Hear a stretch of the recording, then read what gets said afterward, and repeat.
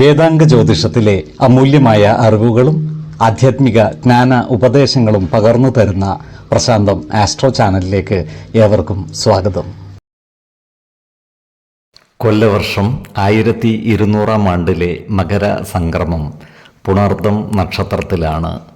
മകരം 1-ാം തീയതിയിലെ ഗ്രഹനില അനുസരിച്ച് മേടം രാശിയിൽ ഗുളികനും, എടവത്തിൽ സർവേശ്വരകാരകനായ വ്യാഴവും, കർക്കിടകം രാശിയിൽ ചന്ദ്രനും കുജനും, കന്നിയിൽ കേതുവും, ധനുരാശിയിൽ ആദിത്യനും ബുധനും, കുംഭത്തിൽ ശുക്രനും ശനിയും, മീനം രാശിയിൽ രാഹുവും സ്ഥിതി ചെയ്യുന്നു.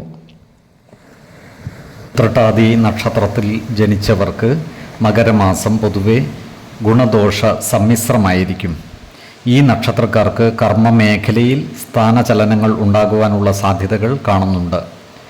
ഇവർ ഏറ്റെടുക്കുന്ന ചില കാര്യങ്ങളിൽ വിജയം വരിക്കുവാൻ പ്രയാസം നേരിടുവാനുള്ള സാധ്യതകളും കാണുന്നുണ്ട്. അതിനാൽ ഏതൊരു കാര്യം ഏറ്റെടുക്കുമ്പോഴും അതിൻ്റെ വരും വരായികകൾ കൃത്യമായി മനസ്സിലാക്കി മുന്നോട്ട് നീങ്ങുന്നതാണ് ഗുണകരമാവുക. എന്നാൽ കഠിന പ്രയത്നത്തിലൂടെ ഇവർക്ക് വിജയം വരിക്കുവാൻ സാധിക്കുന്നതുമാണ്. സഹപ്രവർത്തകരുടെ സഹായ സഹകരണങ്ങൾ ലഭിക്കുന്നതിനായി പരിശ്രമിക്കേണ്ടതാണ്. ഇവർക്ക് സാമ്പത്തിക അഭിവൃദ്ധി ഉണ്ടാകുന്നതുമാണ്. എന്നാൽ ചിലവുകൾ നിയന്ത്രിച്ചു നിർത്തുവാൻ പ്രത്യേകം ശ്രദ്ധിക്കുകയും വേണം. ദൂരദേശ യാത്രയ്ക്കുള്ള യോഗവും ഇവർക്ക് കാണുന്നുണ്ട്. അതുപോലെ ഭക്ഷ്യ വിഷബാധ ഏൽക്കുവാനുള്ള സാധ്യതകൾ കാണുകയാൽ പുറത്തുനിന്നും ഭക്ഷണപാനീയങ്ങൾ കഴിക്കുമ്പോൾ ജാഗ്രത പാലിക്കുന്നത് ഗുണകരമായിരിക്കും. ഇവർക്ക് ആഹാരത്തിനും വസ്ത്രങ്ങൾക്കും യാതൊരു ബുദ്ധിമുട്ടും നേരിടുന്നതല്ല. സുഖശയനത്തിനുള്ള യോഗവും ഇവർക്ക് കാണുന്നുണ്ട്. സന്താനങ്ങളെ കൊണ്ട് ഗുണഫലങ്ങൾ അനുഭവിക്കുവാനുള്ള യോഗവും ഇവർക്കുണ്ട്. ഈ നക്ഷത്രക്കാരുടെ കുടുംബത്തിൽ സമാധാനവും ഐക്യവും ഉണ്ടാകുന്നതാണ്. എന്നാൽ കുടുംബകാര്യങ്ങളിലുള്ള അനാവശ്യ ഇടപെടലുകളും സംഭാഷണങ്ങളും ഒഴിവാക്കി മുന്നോട്ട് നീങ്ങുവാൻ പ്രത്യേകം ശ്രദ്ധിക്കേണ്ടതുമാണ്.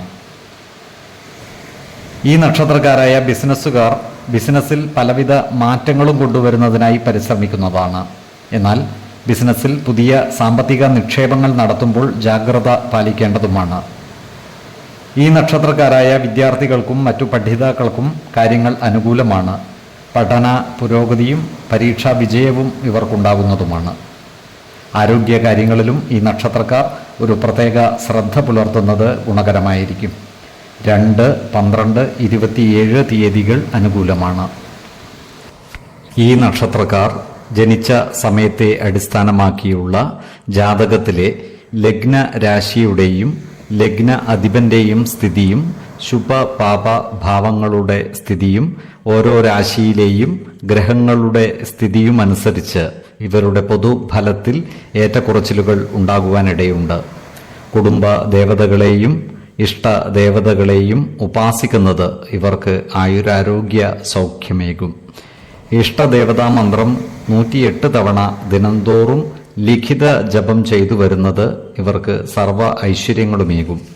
നല്ല വ്യക്തി സാധനകളോടെയും ഉപാസനകളോടെയും മുന്നേറിയാൽ സർവേശ്വരാനുഗ്രഹത്താൽ ഇവരുടെ സർവ്വകാര്യങ്ങളും മംഗളകരമാകും. നന്ദി, നമസ്കാരം. ജ്യോതിഷരത്നം പ്രശാന്ത് കണ്ണൂർ.